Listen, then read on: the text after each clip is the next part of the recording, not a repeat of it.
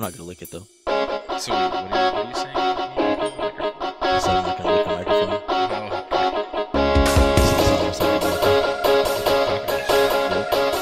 Well, we have to cut off right before it starts. Hey, welcome back to the Nope. This is the Merce. Hey, it's Felton. And today we're gonna talk about stuff and things. I'd really like to start off talking about the new chafing dish that I got. I'll tell you, I've never had a better experience cooking. I was watching Gordon Ramsay, and he really recommended this. Mm-hmm. How many times did he cuss beforehand though? He's like, "You're a bloody cow if you don't buy this effing." I think he has Tourette's. Maybe. No, that's awful. You see him at home, just laying about watching regular TV, and he's just like, "Cow." This is rotten. Oh my god! It's like, Gordon, you're just watching Family Guy. Like, what's wrong with you? Stop it, Gordon. Couldn't even seeing him watch Family Guy would be pretty funny, actually. I thought they've had him on a few times. I don't know. It's like like one of their little cutscenes or cutaways, or I forget what. The obnoxious thing they do every single episode. Every single 5 seconds. Reminds me of that one time that we did this thing, and then they cut to that thing they're doing. One time where we cut away to explain something and make a funny joke. Anyways, so big movie came out. Was Harry and the Hendersons? No. Captain Corelli's Mandolin? Yeah. Nicolas Cage? Yeah. No. Oh. Black Panther. Okay. We both saw it separately. We didn't have a mandate this time. No. Kind of sad. We haven't had a mandate in a long time, actually. We gotta redo that. Yeah. We've been busy. We've been sick and busy and sick, then busy again. Yeah, I was sick for like 3 friggin' weeks. Yeah, I thought you were going to die, actually. I did. I died and I came back. I very much like the way Black Panther... Well, then the way that you... Whoa, spoilers. No, I'm just kidding. The way that you wrote out your will, then, shouldn't I get all your stuff now? Isn't that how it works? No, not if I come back. Oh, okay. Yeah. All right. Well, I'll start with you. What were your thoughts with Black Panther? I'll say this much. I don't... Some people's criticism of it is absolutely ridiculous. I felt as though they accomplished the one thing that I was hoping that they would accomplish, and that is to create an organic world. And I feel like so far, Spider-Man, the new Spider-Man, and this did it wonderfully. Yeah. I mean, they created an absolutely organic world without appearing to try to pander. This had an amazing cast. Every character I thought was awesome, except the CIA guy. I forget his name. The only white dude in the movie. Oh, the guy circus. The guy that I can't decide if he's supposed to be Thunderbolt Ross or if he's supposed to be Thunderbolt Ross's son. But he was in Sherlock, the British Sherlock. Well, he was also in Civil War. He's the one that was holding. I have such a hard time with his accent because he's British. So the whole time I'm just sitting there with my arms crossed. Stop talking. You're British. This isn't right. Yeah, but British do better American accents than Americans do British accents. That's typically. True. That's true. But that really was like my only thing, and I didn't hate his character. I thought a lot of the time he was kind of adorable.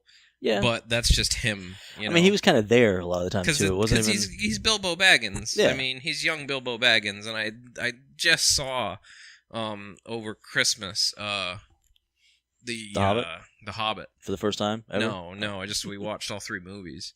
So I just I was having a hard time with that. But that's such a dumb complaint that it's not even an issue. All right, well, here's my take on it. Okay, first off, I feel like there's a lot of hype for the movie that in some ways it didn't live up to, if that makes any sense at all. Okay. I don't know what it was, but I felt like there was something missing in the movie, and I kept trying to figure it out, and to this day, I still don't know what it is I was expecting that wasn't there, but I felt like there was something kind of missing a little bit. Maybe it was, maybe it was a little bit of the actual, the attitude that kind of came through in the previews that I don't feel like was in the movie, Like, they played, hip-hop songs and stuff during the previews and stuff, and there's not hardly any hip-hop songs in the movie at all. I mean, they have the Weeknd song when they're at the casino, and I think maybe 1 or 2 other songs, but I was really expecting, there to be, a heavy undertone, especially the earlier hip-hop stuff like they did in most of the soundtrack in the preview. Was orchestrated based off of almost it was all original music. A lot of it was response, African. Exactly, it was very, and it was fantastic. It was great, but I think I think it was missing a bit of a grit to it that I was expecting, if that makes any sense at all. You know, and I don't know if maybe that almost makes me racist. I don't think it does. You know, no, I think what you're saying is based off the preview, I was expecting a little bit of a urban edge to it. You know, my take on that. Go ahead. I think they were trying to appeal to kids.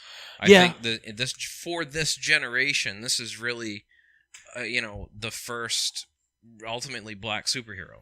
You know, for this generation, yeah. For this generation, for these kids growing up now. And I feel like the marketing team probably wanted to make it. I could definitely tell they were going for that PG-13 rating. Yeah. You know, I think that's what you're getting at. And I think they were really trying to appeal to the younger crowd. This wasn't like an adult movie. And I get that. And I just feel like, okay, you know, I'm going to come at it like I do with most things like this for the comic book movies. I'm going to come at it from the comic book point of view. The reason that Black Panther got a movie in this day and age, you know, the reason that he's even really significant is because when they came out with the Marvel Knights series, which I believe was like early 2000s, you know, maybe, yeah, I think it was early 2000s. In that, they brought forth a little bit darker, grittier, more well-rounded Black Panther than we'd seen before. You know, Black Panther was always kind of, you know, this like loosely associated Avenger who, you know, they didn't know if they could trust him, you know, this, that, and the other thing. You know, his interests were always in Wakanda first. Yeah. But in the Marvel Knights kind of relaunch of his character, which, you know, kind of helped save Marvel to begin with, the whole Marvel Knights pantheon of comics that came out of that time saved Marvel Comics, basically, because they were filing bankruptcy and stuff. They were having a lot of issues with that kind of stuff. So that run, which I believe the writer on that was don't quote me on this, but I believe it was a Priest. His take on the character was a darker, grittier character. He even carried guns at one point in time, doing that kind of thing. I feel like this movie pays a lot of its success to that run, kind of making Black Panther this really cool character and really, you know, giving him a whole full body experience, as it were. But at the same time, the movie doesn't bring forth that kind of darker, grittier Black Panther, which they don't necessarily need. I really loved the movie. I love the way that Black Panther is portrayed there. I do feel like they're still missing the mark as far as him being kind of he's the one-upper in the comic books. You know what I mean? He's the one. Well, my thing is, like, in Winter Soldier, right?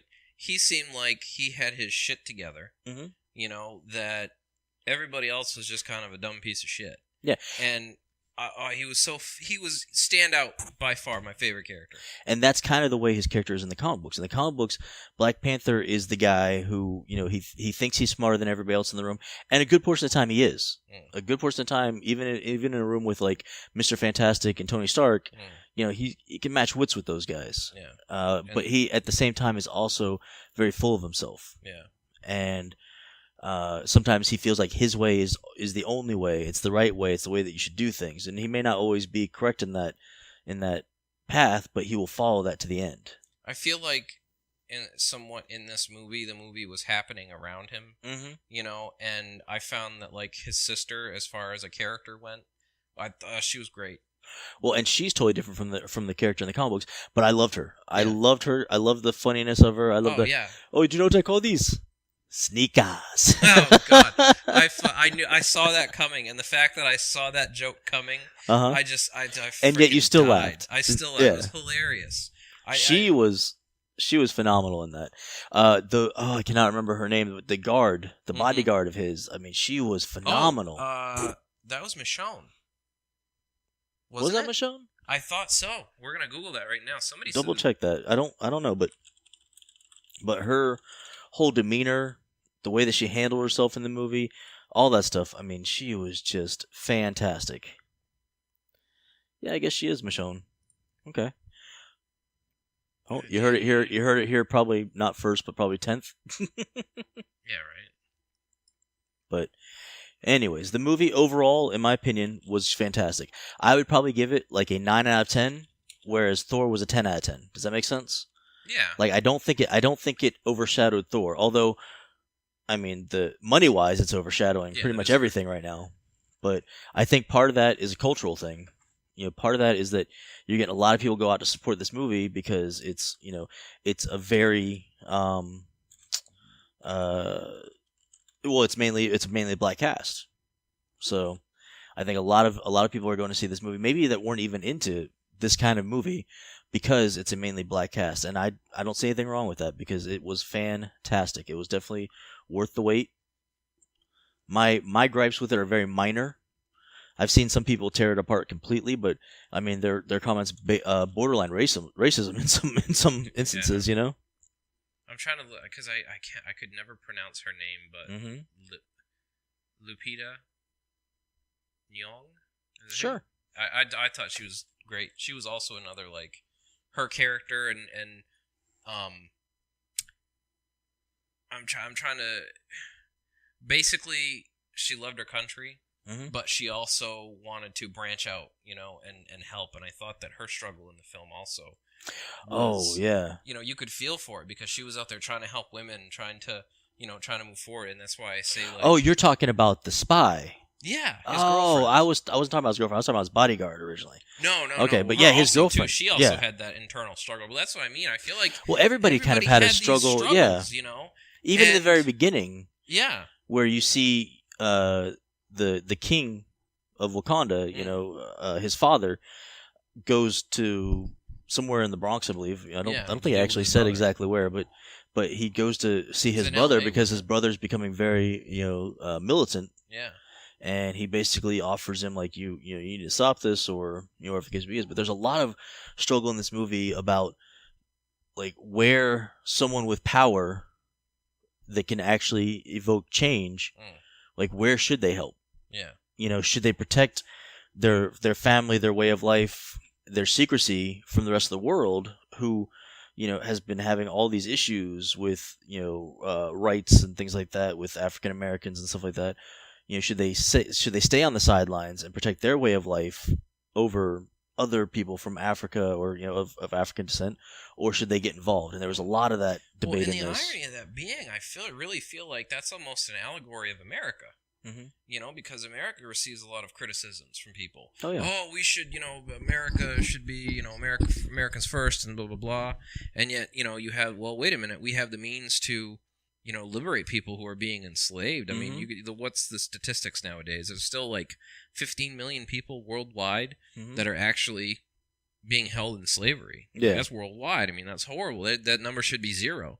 And I feel like that almost was, I don't know if it was intentional to, like, kind of, try and address that question, but I really felt like there were so many, it was a very multifaceted film, with a lot of different struggles. But then, T'Challa? Is that how you pronounce it? Yeah, I think that's what I said. T'Challa.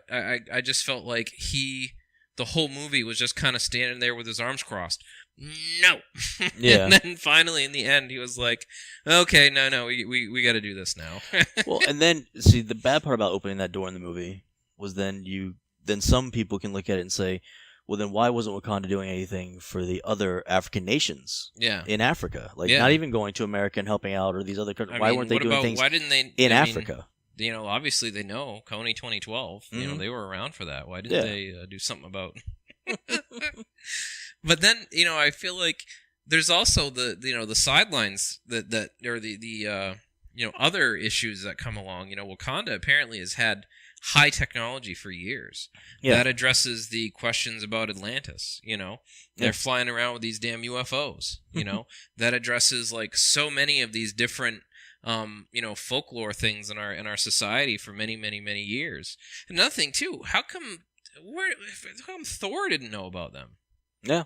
I mean, you have all these high-ranking gods and deities. Well, unfortunately, when you look too closely at any of these comic book movies or comic books in general, especially ones that take place in a universe that are filled with so many awesome, amazing, people and civilizations and everything else, you find that there are too many questions that you can't answer everything. Because, I mean, let's be honest, like, why didn't Charles Xavier know that they existed when he can see every mind on the planet and so on and so forth? There's some, although of course Charles Xavier doesn't exist in these movies, but yet Yeah, they'll find a way. But then again, even Stephen Strange, Doctor Strange, like why doesn't he? Or maybe they did and they just let him alone. That's true too. Like maybe it was just none of their business. Stick my wiener in that hornet's nest, because they're intensely private. You never want to stick your wiener in a hornet's nest. That's it. That is a direct public announcement from the nub. Don't do it. Do not stick your wiener in a hornet's nest. Whatever you do, it seems tempting. I understand. Even but bumblebees, don't do it. I get it. There's honey in there. It's sweet and just don't do it. It's just not worth it. All right. Well, enough about the stuff that can get us in trouble. So I have become a PUBG fan. Mm-hmm. I feel like I'm a bandwagon gamer. I feel like I don't start playing. If you were a bandwagon gamer, you would have been on that like 8 months ago. I guess, yeah, maybe I'm not. But I'm a bandwagon gamer because the Hunt Showdown just came out yesterday, and I was already playing it. And I'll tell you, there are already people that are MLG. Like it makes me upset. Like, how can somebody pick up a game and God, it just drives me nuts. It's like, how much time do you have? Like, God. I will tell you, and I know I mentioned this earlier, and I'm going to say it again just because I'm full of myself and I'm a narcissist. Yeah. But first round of PUBG I've played in 3-4 months, and my first game back, I got that chicken dinner. Mm-hmm. So, if you're at home right now listening to this, I'll accept your applause. So please just go ahead and clap along with me. I still got it. But yeah. Well, glad you're finally on board. I know. Now I'm going to have to go to a psychiatrist or psychologist and get prescribed anti-anxiety medication. Yeah. Because playing PUBG gives me some serious anxieties. Like, man, when you're in that small circle and you got to make that butt-puckering run across an open field before it closes in on you, and you just know that there's like 5 dudes that are just camped waiting for you to come across that field.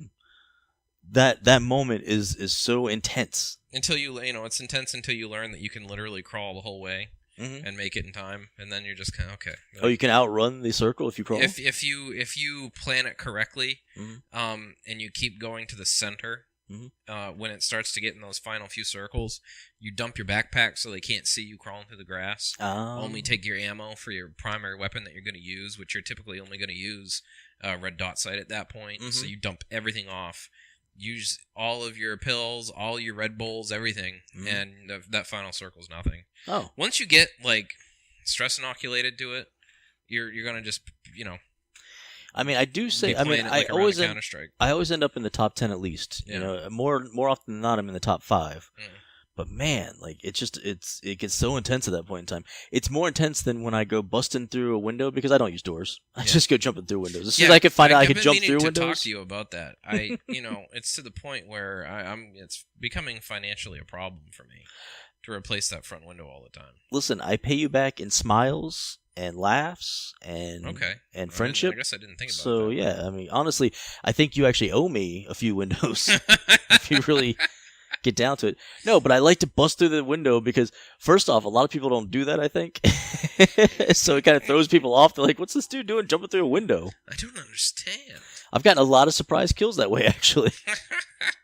It's quite fun. But no, I'm enjoying the hell out of that. Now, have you played... Well, no, probably not, because you don't really console game, so you haven't played Fortnite Royale, have you? Yeah, I have Battle Royale? I have it on PC, yeah. Oh, it is on PC? I have Fortnite, yeah. Oh, I apologize. Well, I have Fortnite. Battle Who's Royale's Fortnite free. through? It's not through Steam. It's from Epic Games. Oh, okay. I think. Yeah. Okay, because I was playing it on PS4. So, of the two, obviously you like PUBG better because you play that one more often. But I love the art style of Fortnite. Everything just blends together so well. But as far as gameplay goes, I really feel like PUBG. I don't know. It's just more your wheelhouse. Yeah, it's just more gritty. Now, I've only played Fortnite Battle Royale a couple times. The object, though, is that you're supposed to build some kind of base or something, right? Is that what? Yeah, you have base building as a secondary thing. So you can. Yeah, I've never even gotten that far. I usually get murked pretty early on. I started playing like the single player and like the missions, and there's so frigging much stuff. Like, it's, you gotta do this, and you gotta do this type of game, and this type of map, and this type of thing, and multiplayer, and there's just so much that it throws at you. Like, it's the same gameplay, but different game modes and different things, and so where we complain, just kind of wonky shoot, like where we complain about Overwatch, that now we complain about this giving you too much to choose from. Like, oh my lord, it's a lot, and then you've got items and levels and your character management, and there's so many different little mini games. It's just, I would have to start over going into it because I have no freaking clue about any of it anymore. So yeah, I think as far as like simplicity goes, PUBG is just kind of straightforward battle royale. You jump in and there's only 2 maps, right? Yeah. And then meanwhile, Fortnite randomly generates that shit every time. So. Now, do you go underwear only, like run out there like that, or you... No, I have my my cool outfit that I wear. Oh, okay. I'm a cool guy. Yeah, I go underwear only, straight up, tidy whities, run down the map. In the desert map, that might not be a bad strategy because you blend right in, like just have your gun and naked. Yeah, might be a go. Oh my god, I've never thought of that. How much you'd stand out. Oh man, so I watched the live action Full Metal Alchemist. Live action Full Metal Jacket. Full Metal Alchemist on Netflix. It's been out a while. This was much better than the live action Death Note. Thank goodness. Oh, I didn't watch that because the reviews were so bad. Death Note was terrible, absolutely terrible.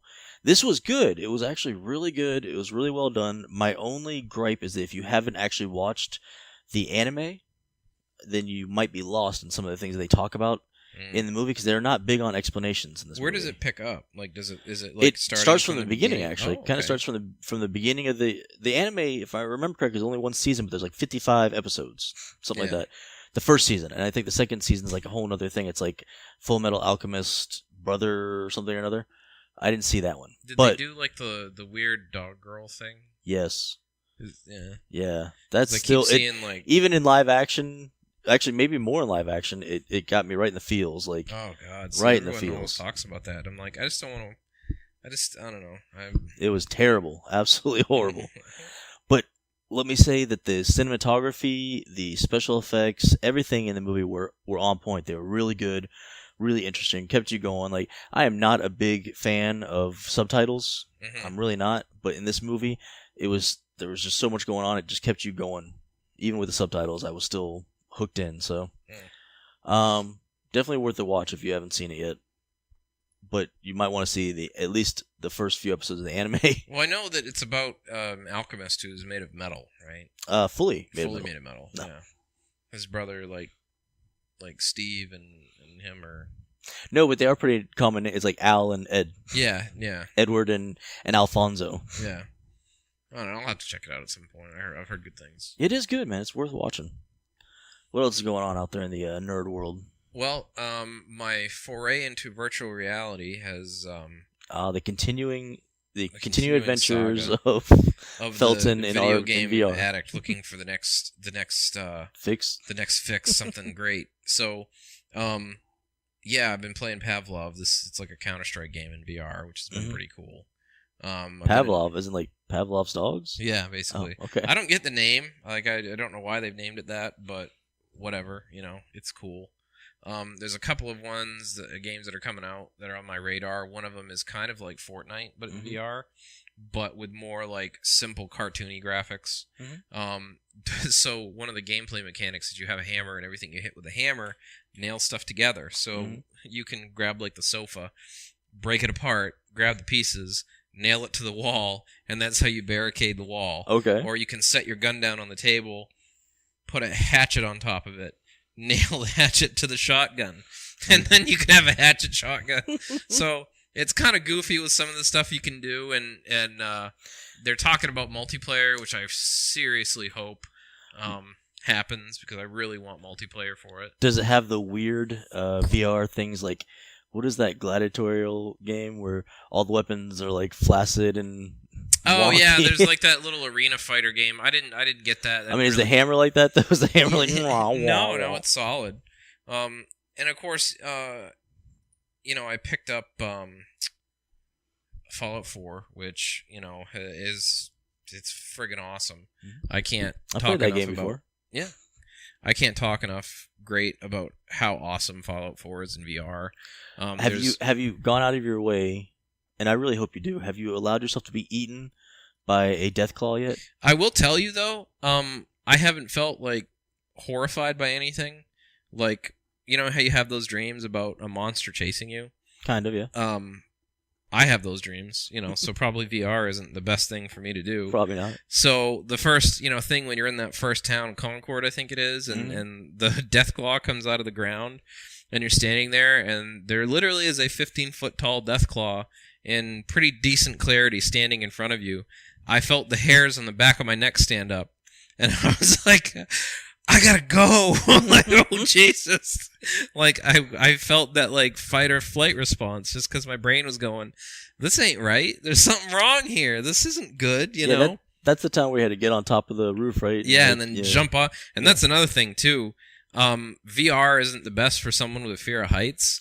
So, like, I get that, like, sense of vertigo when I'm falling off of something. Like, my entire world is spinning, and, like, I just don't really like that. Yeah. So, you know, there's some issues in VR that I guess maybe kind of help you overcome fear of monsters or, you know, heights. Mm-hmm. But I still, you know, after playing it for a couple of weeks even, I'm still having a problem. So for, like, Killing Floor Incursion, for example, different format of game from Killing Floor. It's very much just a very small arena, and you fight within the small arena. I wish it was more like just Killing Floor, the entire game in VR. That would be great, you know? But that's not how they made it, so you can't complain. It's Killing Floor. Now, have you checked out the Resident Evil game in VR? I'm not going to do that. You just don't have the balls for it? I just don't have... I'm not going to do it. No, I remember classic Resident Evil games scaring the shit out of me. Oh, man, the first time those dogs come crashing through the windows in the original one... You know, some giant patchwork man. I mean, I have no desire to have those images in my brain, so I'm not going to do that. But, yeah, I mean, even with the Killing Floor Incursion, I've found that, like, you know, the nasty zombies are getting up in your face, and the thing is, when it's up close, it's crystal clear. I mean, when stuff's farther away, you know, it's a little blurry, but when that shit's up close in your face, it's just kind of, your brain's just like, no, stop. You know, there's somebody standing right next to you in your personal space, and they look gross. Yeah. So you're like, like, it's something else, man. It's something else. I think we need to set up a camera to watch you as you play VR. No, because so you post this on the nub. There's no possible way to look cool playing a VR game. Like, there's no way to do it.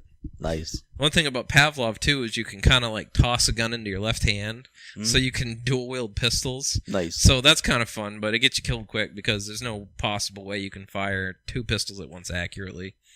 So, yeah. Nice. I'm enjoying it. It's cool shit. So, you stopped by 9.9 Comics? Stopped by 9.9 Comics the other day. Went out for a gluten-free lunch next door at the Bald Strawberry. At the Bald Strawberry? Yeah, it's a nice little gluten-free, you know, I don't know what to healthy. Check it out. Okay. Healthy place. It's right next door. It's nice. But yeah, went by there and stopped by 9.9 Comics. Spoke with the owner. Spiral Nets. I believe Matt's his first name. Yeah. But super nice guy. Oh yeah. Oh man. And his store is so clean, right? Yeah. He definitely has his niche. Well, yeah, because he does the CDC grading stuff. And all that kind of stuff. So, yeah, a lot of collectors apparently like his store for that reason. Oh, of course. It's just like you can't just go in there and thumb through the books. He's the main one in this area, I believe, in Brevard. Yeah. I think there might be. I don't want to speak out of turn. I think there might be another one or two. The Infinite Mushroom. That do that. They do that up in Titusville? I don't know. I'd have to ask Rick next time I talk to him. I think maybe they do, but they're not. But I know that he does the bulk of it, though. Yeah, that's like his main. The amount of comics that he sleeves. I mean, you can still come in there and buy, you know, your typical run of comic books, you know, monthly and that kind of thing. But yeah, his big bread and butter, it seems like, is the CDC stuff, which is cool. You know. Anyway, that doesn't know what that means. It's basically where he is an actual. I don't want to say dealer per se, but he's an actual place where you can go and get your comic books graded and, you know, and sealed. And I don't know if he ships them off or if he does them in house, but either way, it's one of those places you can actually get that done. Now, to get that done, it's a little pricey. But if you have comic books that are really worth some money, it's really worth doing, especially if you want to sell them. Yeah. Because then you've got the grading on there. You can't argue with the buyer about what they're worth. It's sealed. All that good stuff. So, he has a nice little couch in there, TV. Oh yeah. Which I don't know if he does movie events or hangouts or whatever. Well, he has two guys that actually do a YouTube channel from there where they kind of announce the upcoming comic books for that month. Oh, okay. So that's kind of cool. I feel bad right now because I don't remember the name of the YouTube channel, but if I do remember it, I'll post it on the nub later. But yeah, there's two guys that do the upcoming comics this month and everything. They tell you about what's going on and why you should pick that comic book up and yada yada yada. So convenient. Yeah, I think it's pretty cool. I think a lot of the nerd stores are doing something like that. They're doing some kind of social media, extra social media stuff, just to kind of keep their stores in people's minds and stuff, which is a brilliant idea. He's telling me he was addicted to that Star Trek Bridge Commander game. Mm-hmm. Apparently, I've seen people play. That's a VR game too, right? Yeah. Apparently, it was in VR, right? Mm-hmm. And they released the standard edition just to, play with PC. Mm-hmm. So I thought that was kind of crazy. Like, oh wow, you can play VR and PC players, mm-hmm. intermingling. Like that would be kind of cool if they did that. Like other games, taking that type of format. Like the VR players are going to get hammered by the keyboard and mouse players. So I'll tell you, I can't see that VR having any advantage over keyboard and mouse, given that keyboard and mouse can be way more accurate at a distance. Well, it's like games that have talked about how they want to incorporate, and I think there has been one or two that have done it, where they want to incorporate the console players with the PC players. Oh yeah, that's just terrible idea. Yeah, it's not a good idea at all. No. I don't want to play Overwatch on my PS4 against somebody playing Overwatch on their PC. I'll get murdered. Yeah. But yeah, he's telling me about that, how it's great, and I mean, I've never been devoted to Star Wars or Star Trek. I've always liked both, but I've never been hardcore enough to where I'd want to. I don't know. I'll check it out probably, but I don't know if it's something I'm going to be hardcore about. Mm-hmm. I thought there was another Bridge Commander game because I remember at Dragon Con there was a room they had, and there were these guys in there the whole time, and I don't think they had Oculus Rifts on, and it was like a Bridge Commander game. I might be wrong. They may have all been wearing Oculus headsets and playing it, but it's funny. And no, I don't. Okay, I'm not psychic. You can't prove I am. Well, and it doesn't matter anyways because you have no sense of humor. No, there's actually a board game which we have yet to play it at the house. I played it a few times, but you have to have a large amount of people to play it. It's called Space Cadets, and I've seen it. It's all about that kind of thing, where you've got one person who's the team leader, he's the captain, he's telling everybody what to do, and then everybody else at the table, on their side of the table, because you go against another team, typically.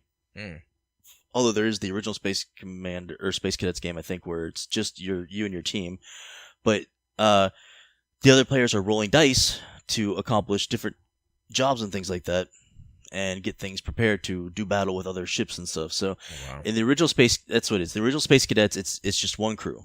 So, you got 5 players. You got the captain and the 4 other people who are running different parts of the ship, whether it's the guns or the the steering or whatever the case is, right? And then there is Space Cadets. I think it's Rivals or something like that, where it's 2 sets of ships basically against each other, and you've got one captain with his team and another captain with his team, and you guys are trying to fly around each other and shoot each other, and it's a lot of fun. But I could imagine if you were doing that in a PC version, that would be pretty amazing, actually. Especially if you're up against another crew of members that are trying to attack you and stuff. There was a game, and it's not so much that it's like a Space Cadet, Bridge Commander type of game, but it was Consortium. I want to say its name was Consortium. Consortium. So basically, it was a game where you're a character on a ship, and the whole premise of the game is it's playing it straight, as if you're part of this, future world, and you go in on your computer and you take control of someone in another dimension and act out this whole thing. and it plays it as if you really are taking control of somebody in this universe and going through this whole situation where you got to solve this murder mystery on the plane and whatnot and all this. Yeah. And it changes every time because every time you log in, you're going to a different dimension or something like that. Oh, that's pretty cool. And they just came out with a sequel not too long ago. So, I've been interested in picking that up and trying to, play through it. But I just always thought that was funny that you still had, some jobs to do on the ship and you still had to investigate the crime and do all this stuff. And it's kind of an interesting concept, but just, talking about being on a ship and bridge commanding reminded me of that. Yeah. I like that concept. I like that idea. I've always liked games where you kind of had like a crew and things like that. And I liked, that was one of the biggest things I loved about the Battlefield games back in the day. Is it like, say you were in Battlefield, you got your little posse together and you guys all jump on like one of the Blackhawks, and your job is to fly it. My job is to use the minigun. Your job is to repair the thing as we're flying. I loved that concept, and I would have loved to see more of that interspersed in different games. So you want a game that is the love child of Battlefield and PUBG? It's Squad. Yes, Squad is that's what it's called. Yeah, it's a basically, in my opinion, what Arma should have been. Arma was just very super realistic, and you had to press a button to manipulate your wrist and then press another button to move your arm. It wasn't that ridiculous, but there was like 100,000 controls in Arma for doing everything. Simplicity definitely, in my opinion, wasn't its strong suit. But Squad, I think, definitely is a little easier to pick up, because you don't have 100,000 different buttons. So I played it for the first time the other night, and it was pretty good, but it definitely is hard. I think visually it looks a lot like PUBG.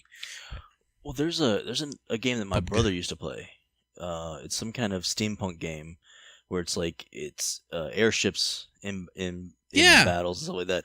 And in there, everybody kind of has a role to play. Yeah, I've seen that. There's a person who's flying the ship, and then I can't remember the name the person's manning the cannons here and stuff. And then you can have I think you can have boarded fights and things like that too. But my brother was big time into that for a long time. I think it had something to do with I don't know, like Ares or something like that. I don't know, but it was pretty interesting. No, that's a 2D game. Oh, whatever. I know which one you're talking about, though. Yeah, my brother. A couple of my friends played it. Played that forever. They enjoyed it. They enjoyed it a lot, but I never got it. You just weren't cool enough for it. I understand. I wasn't. They were all playing cool games, and I was. And of course, because now I'm like addicted to the PC again, like I was way back in the day. I'm playing the games that I played on the console that I wished I played on the PC. Yeah. On the PC now. Which is funny because a lot of them now are, so old that, like, Dragon Age Origins, that kind of thing. But, I don't know, I'm loving it. I'm waiting for more games to come out on, like, a VR edition, because there's quite a few games I thought where, man, this game would be really cool in VR. Like, for example, one of them was called Princess Puzzle, Santa Puzzle Princess or something, and it's a stupid 360 VR puzzle game, and there is a lot of trashware on the Steam store right now. I mean, some of it, and there's actually a Standout Battle Royale, which is a PUBG clone, which I've been toying with the idea. I mean, it's on sale for $17, so I mean, if it's horrid, then But, just thinking about it, like, man. Just looking at the pictures, though, it looks like a pretty bad ripoff. Oh, yeah, it's just straight up. Oh, wow. They even rip off the style of the PUBG logo. Yeah, like the text and everything. They're using the same looking at it on here, it's if you guys have played PUBG, PlayerUnknown's Battlegrounds, they have a very, standout looking kind of logo. And this literally says "Standout VR Battle Royale," but it's in the same exact, style as PUBG. It's but this crazy. Is my issue right here. I like PUBG, but I don't like sometimes how it takes forever to get into a fight. So my thought process is, well, why don't I just play PUBG? Scratch that itch. because Pavlov is a much more fast-paced, shooter, and I feel like, you got to stop playing every half hour, 45 minutes. Otherwise, my eyes start to hurt. My feet hurt because I'm old. You're talking about Pavlov? Yeah, I'm just talking about VR in general. Okay. Like, and I feel like a round in this game is going to take like 45 minutes to an hour. Yeah. So, I mean, I'm having a hard time, justifying buying it, given that, I don't know. Well, PUBG I've had a difficult time adjusting to because I've always been a run and gun kind of player. Yeah. I like to run in there, get the action going, see if my skill's better than yours at shooting, this and that thing. Playing PUBG, it's like, okay, I've actually got to sneak around. I've got to find some good weapons because, this shotgun's not going to really do me any good later on in the game because there's no close range combat for the most part, unless you're lucky or you've just been camping right where that circle is going to end up. And yeah, I mean, it's taught me a whole different playing style that I wasn't used to. Well, there's another thing too, like in Pavlov. Oh, here you go, Puzzle of Santa Girl VR. Mm-hmm. Just complete like trashware like this on the Steam store. Just like it's ridiculous. Why have they approved that? It looks like it looks like it looks almost like porn. To be quite honest. Like really, and you unlock all these things, and I'm not sure like. What happens when you unlock What them? happens, if these Japanese girls start dancing in front of you or something? I don't know. Mm-hmm. But it just seems like they recorded a 360 video in their room, and said, "Okay, we're gonna put in a trash VR puzzle game." And how much is it? That's the best part. Oh, $14.99. And some of these reviews. Complete crap. The puzzles are random garbage. Nothing exciting ever happens. Wow. It's 2 reviews for it. If you love the Korean language, buy it. If you love Korean girls, buy it. If you don't enjoy the cutesy ways, don't. Yeah, it's just shit like this that just like, wow. Good job, Steam. Good job, Gabe. Yeah, I'm glad you guys are really looking out for the consumer. Yeah. But, I mean, it's early. I still kind of feel like it's in its early adoption phase, But I kind of feel like based on what I've seen, man, VR games are going to be cool as shit in a couple of years. It's kind of like when a new console launches. Typically when a new console launches, and of course Switch has kind of broken that mold, but typically when a new console launches, you have like maybe one good game and then a bunch of crap. Just a bunch of crap upon crap upon crap. Fallout has proven that you can do it. Mm-hmm. I mean, you can have a AAA title in VR, have a giant world scale, and have something be unique and fun. If Fallout 4 had just been released and it was a VR-only title, I would have been blown the fuck away. I mean, I would have literally been blown away. I would have been like, oh my god. Well, and that's the thing, too. They're basically just recoding a game that's been out for a few years now. Well, I mean, I guess there was more to it. They had to completely rebuild it from the ground up. Is that what they say? But they had the world maps. They had all the assets. Yeah. Basically, all they had to do was just rebuild everything in the VR environment. Mm-hmm. But, they definitely did. It was quite a bit of work, it's my understanding. But what I'm saying is, like Skyrim has now been released for the Switch. They've got Skyrim VR coming out, like that kind of stuff. Yeah. But I don't see a lot of, like, brand new titles that are as exciting as that coming out right this second, because it's brand new. It's like they said, the new console. When the new console comes out, Rick and Morty Virtual Reality. Oh, yep, there you go. I stand corrected. That's all you need right there. You get to play as a Morty clone. My question is, how often do you have to avoid squirrels in that, though? I don't know. I was toying with the idea, but it's $30 for like an hour of fun. So. Oh, it's only an hour long? Oh, it's super short. It's my understanding. Yeah. Nah. And some of these games too. There's one that's like Time Traveler VR, and you're floating around in the ocean, and you're researching like giant prehistoric ocean creatures. No. Sounds like a job. It sounds not only that, it sounds like a job, but it just sounds like I'm just gonna have atrocious more nightmares than I have about giant sea creatures eating me. Yeah. And, so I just certain things like that. I'm like, yeah, you know what? I'm not gonna partake in that. That's okay. I can't wait till they start coming out with like Farmer VR and like all that kind of stuff. Like, they've already got these dumb job simulator games that are just like, Beer Simulator CR. Oh, speaking of which, so there was and for all of you that are interested, there was a Thai buffet right around the corner here on Wickham, and it's now Kelly's Beer and Burgers, and that plaza right next to Pho. I'm like, is it good? I don't know. I gotta go there. Oh, we gotta go there. We gotta go there sometime. Kelly's Beer and Burgers.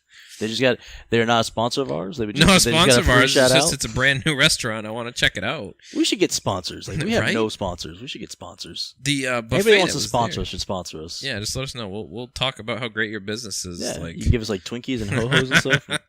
Or money, or just free stuff, whatever. Yeah. Oh, yeah. You know what I'd love to see? What's that? I just pulled up Far Cry 5 on Steam. Oh, the redneck Far Cry? Yeah, right? I'm excited. This is going to be great. But I'd love to see like Far Cry 3 or Far Cry 4 in VR. That'd be cool as shit, because I love the weapons. You know, the driving would be kind of interesting to implement. But yeah, I would love a Far Cry game in VR. Well, I'd love seeing, and I think I would play it, although it would probably make me extremely sick. They keep showing Mario Kart VR. Yeah. And that would be crazy. You know what's funny is I found the smooth motion where you move the thumbstick left or right and it moves everything.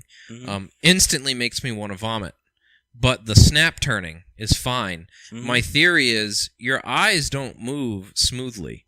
You look and then they lock onto something. You look and then they lock onto something. You look and then they lock on. Sorry, I made you all acutely aware of that. But yeah, that's how for the rest of the day now. You know, that's how you just like, you know, you're consciously thinking about breathing right now. You have an itch on the back of your neck. But I feel like, and the only reason I came to this conclusion is because sometimes when the VR feed gets interrupted, the image starts to warp and stay static. And when you're moving your head, you have the same image in front of your eyes. And for some reason, that just really makes you fucking sick. Just want you to know I'm really focused on my breathing now. So I feel like that same principle, your eyes don't smoothly move. So I think that snap turning and the teleporting actually is why people don't get sick a lot. But I actually have gotten used to the forward, back, and strafing left and right movement very well. Like I can stand up and play Pavlov, and I in my mind I just think I'm on a Segway. I gotta know why it's called Pavlov. I'm sorry. It has to do something. I mean, you know, Pavlov's dogs with the bells and with all that kind of stuff. It's got to be something about the way that you play it is conditioned response. Why is it called Pavlov? I have to know. We're going to put the whole podcast on pause to find out. Keep pause. What? Oh, hold on just 1 second. There we go. So yeah, it's only like $10, and do we figure out why it's called Pavlov though? I can't. I have no idea. It's got to be some kind of hidden joke in there about how it's a conditioned response to play this game. Yada yada yada. So people who are prone to motion sickness without breaking the game for other people. This means you can play with regular players. Oh, no. So this is what it does. They have a new motion system where it's auto body locomotion. So you can still use teleport in Pavlov, but the way that it works is you pick a spot, and then your character kind of on a rail walks to that spot. Oh, right. So you can shoot and do whatever you're doing while you're moving. So, obviously, if you were able to teleport, you know, that would break the game. Like, you wouldn't be able to shoot anybody because you would have people teleporting everywhere. Yeah. Which kind of... Although that would be kind of a cool game mechanic, too. If everybody could just teleport around. Now, they did come out with Serious Sam in VR. Thank God. And this other game, Hailstorm, I'm not going to get because you have jetpacks and go, like, 100 feet in the air. Really screw with your vertigo. And that's just going to not work for me. I think I will get VR when they drop the Duke Nukem on there. Yeah, right. You know? See the strippers in like virtual reality or, you know, VR. Yeah, there's certain things. And this one, if you're looking for like the definitive zombie game, Arizona Sunshine has been, I would say, pretty decent. You know, they've had a bunch of updates. It's got 2,342 positive reviews. So as far as like, and the characters look great. I mean, it looks like a real solid game. Yeah. So if you're looking for a good VR zombie game, then I noticed that you haven't bought it yet, though. No, I haven't. So you're endorsing something you haven't even bought yet. Well, just want to throw that out there. Contagion, a popular. It was originally Zombie Panic Source, right? And they released it under Contagion. Another game you haven't bought yet, though. So what? Zombie Panic Source? No, Contagion. No, I have Contagion. Oh, you do? Oh, okay. Yeah. It's just this. I'm not logged into this, so it doesn't show my Steam account. Oh, okay. But Contagion is basically Zombie Panic Source, and they're releasing a VR version of it. I tried the demo. It's pretty cool. However, it has some performance issues. I got real sick. So, have they talked about making that Friday the 13th game into a VR game? Oh, jeez, I don't even know. I doubt you'd play it. Oh yeah, no, I wouldn't play that either. That would be too creepy. Yeah. And plus, I mean, I accidentally put my VR sensors way too high, so I can't actually get down close to the ground. I actually probably have to lower them a good foot. So, my bad. I thought they were supposed to be higher. But yeah. Oh yeah, you went through all the hassle of making like nice shelving and everything for it. See, that's what drives me nuts. Now I got the holes in the wall. Yeah. And I did all these drywall anchors and man, the whole 9 yards, and now it's whole 9 yards, and now. Hey, can you put them upside down? Well, that's another thing too. I was thinking. I'm wondering if they work upside down, and if so, that's what I'm going to do. I'm going to put them both upside down. That way, because it's a cone that it records coming out of it, and they overlap, and that's how you get accurate movement. But right now, I'm standing up, and it's great. But then I go to pick something off the ground, and my hand just kind of flies off somewhere, and. Then I goodbye, hand. Yeah. That's awesome. So, there's a new TV show on Netflix. I don't know if you've watched it or not yet, called Everything Sucks. No, but it sounds fun. Oh my god. Well, we both grew up in the 90s, basically, right? Yeah. Oh my god. So the show takes place in the 90s. It's a bunch of high school kids in the 90s, and it's not fantastic, but for those of us that grew up in the 90s, it's kind of fun to watch, like the way they talk and stuff like that. Try to think some of the language that they were using, but it cracked me up. But it's basically like this young kid just starting out high school, gets a crush on a girl at the school, and he's trying to get the girl and that kind of stuff. And he's in AP, and there's also like these drama kids. They kind of get into like a little like turf war over, and eventually they come together and like make a movie. I mean that's the non spoilers version of the show, but it's really worth the watch. They're only like 22 minutes an episode, and I think it's only like 8 episodes for this first season. I watched the whole thing in a day, just being sick on the couch. So, if you like, well, I guess you can kind of compare it to Stranger Things, but it's nowhere near Stranger Things. I'm trying to think of what it would be like. Well, like the Wonder Years. If you like the Wonder Years back in the day, you might like this show. Okay. You know how the Wonder Years was just basically this kid growing up, getting into trouble. Falling in love with Wendy. Getting into Wonder, yeah. Yeah, and years. Yeah. There's no Fred Savage in it, but still, it's not bad. Well, I can't watch it then. And it takes place in the 90s, so. If it doesn't have Fred Savage in it, I'm not gonna spend my time doing it. It's my boy right there. Oh, yeah? No. I swear to God, I thought it was Fred Savage when I was a kid.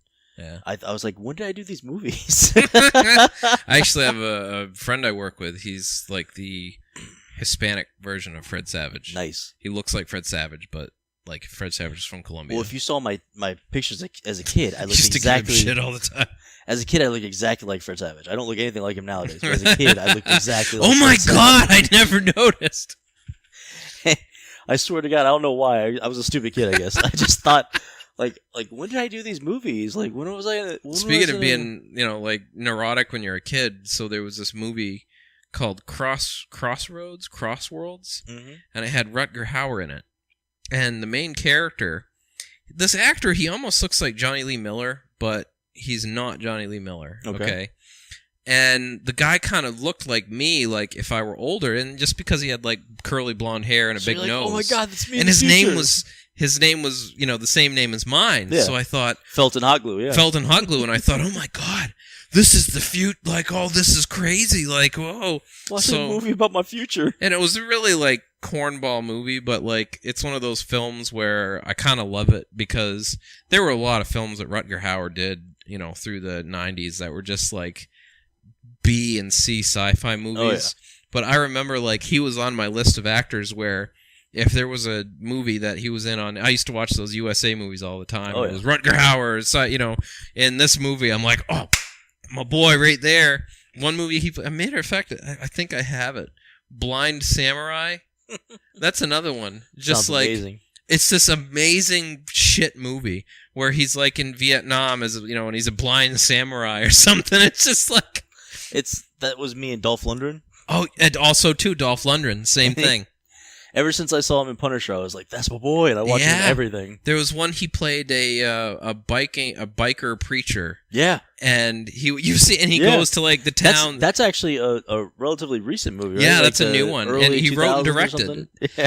Dolph Lundgren is actually a very intelligent man. He's got several degrees in like science and God, he's a friggin' smart guy, and he's known how to market himself, and he's made money off of his films. So when people shit on him, I'm like, why? He's been extremely successful, even maintaining like, you know, B action films. Yeah. And I've always enjoyed his movies. You know, they were never, a lot of them weren't in theaters, but I've always enjoyed Dolph Lundgren's films. Well, it's like Christopher Walken for a while did just a string of B movies. Well, he wanted to. Yeah, well, it was, I don't want to be in a movie that's... Well, here's what happened, and I actually read an interview where they were talking to him about this. And a lot of the reason that he kind of had that string of where he wasn't doing anything was people started producing films specifically for him. And he would see the script and it'd be like, oh, you know, do something Christopher Walken-y. And he'd be like, I'm not going to do this film. You know, if they wrote a movie for him in a role, he would not do it. Yeah. So there was a time where he could only get roles where he would want to do a movie, and he always plays the character or whatever his way. Yeah. And apparently he ad-libs a lot, and he just does a lot of, you know, weird stuff because he's a funny, you know, he's a cool, eccentric guy. And that's part of the reason why, like, a lot of the time he, you know, he kind of fell off the radar and just did a bunch of dumpy B movies. Or he'd do like a little like side on, you know, like Click. Seven Psychopaths, was it? I thought that was a great movie with him in it. That was very interesting. The characters, Sam Rockwell. Yeah, I always thought. That's another one. Like Sam Rockwell, I watch a lot of things. Mr. Right. Have you seen that? Yes, with him? That was a friggin' awesome. That's a beautiful love movie. story. It's got what's her name? Yeah, the girl from the singing movies. Yeah. I can't remember her name. But you know what I'm talking about. You know, you all know who I mean. You know how great I am with names.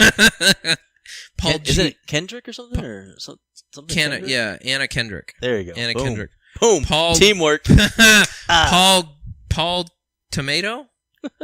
Paul Tamale. Paul Tamale. Paul Giamatti. Paul. All right. Paul G. Tamale. That's enough.